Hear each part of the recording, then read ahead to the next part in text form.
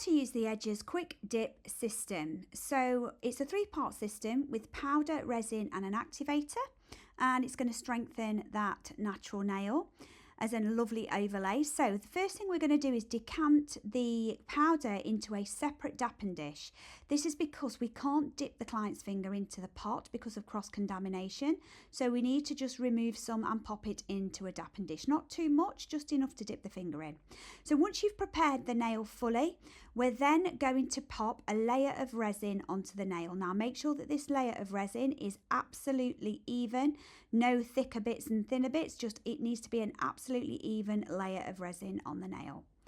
Then we're going to put the finger into the acrylic powder and we're going to pop it at an angle, a 45-degree angle, and pop the finger in the dappen dish until it's soaked up by the resin.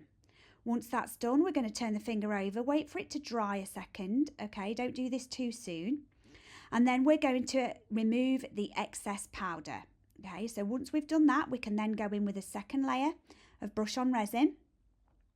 And you can do as many of these layers as you need to build up the thickness and the structure. Turn it back over, dip again, and we're going to repeat this process. You will probably need to do this 2 to 3 times in order to get this absolutely right, okay? The key is not to apply too much resin at a time because it won't work. It will be too fragile. On this demonstration, I have done this 3 times for you so you can see how it works. So I'm just going to dip again. This is the 3rd time. Brush off that excess once hard. Then we're going to spray and saturate with that activator so it fully hardens. And then you're ready to buff and apply your product.